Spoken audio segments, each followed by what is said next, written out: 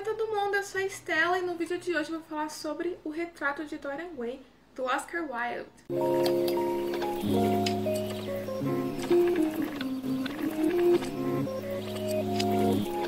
Esse livro, apesar de parecer um calhamaço nessa edição aqui da Biblioteca Azul, ele é cheio de notas sobre a história, sobre o autor, sobre as referências.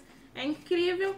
Infelizmente eu tive um problema com essa edição, ela descolou completamente da lombada. Eu tenho, quando eu abro as páginas assim, eu tenho a impressão de que ele vai se soltar a qualquer momento. Mas eu já entrei em contato com a editora e eles vão me enviar um novo exemplar. Esse livro, ele é, antes de tudo, uma história sobre censura do próprio livro, dos próprios personagens, do próprio autor. O livro, primeiramente, foi censurado pelo próprio Oscar Wilde, para que ele não fosse aí repreendido nessa sociedade em que ele vivia, onde a homossexualidade era ilegal. Até hoje a gente vê os países, né, lidando com a homossexualidade como um crime. Esse livro, ele fala bastante também sobre a arte e a vida, como essas coisas se distinguem e como essas coisas se completam. Esse livro, inclusive, ele foi usado como prova no tribunal contra o Oscar Wilde, onde ele foi preso por 2 anos. Perdeu sua família, perdeu seus amigos, perdeu seu próprio nome, o seu próprio país. E por causa disso tudo, não muito tempo depois, morreu. Então essa é a história do Dorian Gray. Ele é um jovem muito belo, inocente, que ao posar, e essa palavra posar é muito importante nesse livro, mostra pra gente o quanto naquele tempo era importante ter uma pose na sociedade, você ter um comportamento perfeito para as pessoas, que as pessoas pudessem te ver ali sem nenhum defeito. Então, o Dorian, ele posa literalmente, né, para um quadro que seu amigo Basil está pintando. E aí, nesse momento, ele conhece o homem responsável por corromper a sua personalidade, o Henry. A beleza e a juventude do Dorian por si só são personagens da história. Elas vão guiar aí o enredo, o relacionamento do Dorian com os outros personagens, as decisões que ele faz na sua vida, o seu destino, inclusive o destino dos outros personagens da história também. É uma história sobre pacto fáustico, então para quem conhece a história sobre um pacto com o diabo, um demônio, em troca de alguma coisa para suas vidas. O Dorian realiza esse pacto aí, né?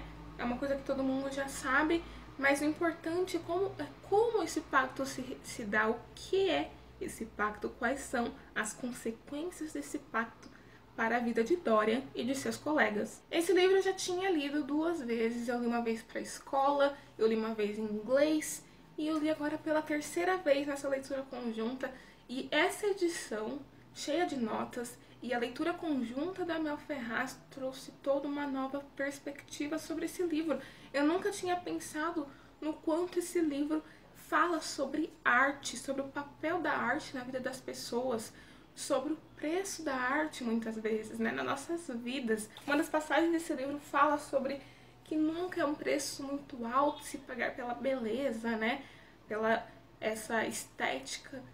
Mas o próprio Oscar Wilde pagou um preço bem alto por esse livro, né? Afinal, ele foi preso e morreu logo em seguida. Essas notas também levam a gente para a sociedade daquela época, para a gente entender principalmente o ponto em que a homossexualidade era um crime. Então ali, né, as relações entre os personagens, denunciou o Dorian para as autoridades da época, uma coisa muito estranha de se pensar, né? Como que eles usam uma obra fictícia para denunciar uma pessoa, para usar como prova. Tinha sim relações com outros homens, mas utilizarem de um livro como prova contra o autor nos mostra muito sobre a sociedade naquela época, né? Sobre a sociedade em si, como que as pessoas interpretam a arte imita a vida ou a vida imita a arte. É uma reflexão que esse livro traz pra gente. Na resenha anterior eu falei sobre o Admirável Mundo Novo, onde o governo interferia nas escolhas da sociedade. E a gente para pensar que esse Admirável Mundo Novo, na verdade, ele se parece bastante com o nosso, onde a gestão pública sempre interferiu nas decisões pessoais das pessoas, né? Questões como homossexualidade, aborto, sempre foram uma questão pública e não particular. As notas desse livro também me trouxe uma reflexão aí sobre as referências que o autor faz com o Jack Estripador. Eu não tinha percebido nas outras 2 vezes que eu li. Ele faz referências aí mais de uma vez ao assassino da época, né? A forma como ele assassinava as mulheres, até arrepia. Uma coisa também que esse livro traz é a reflexão sobre a arte pela arte, e somente pela arte.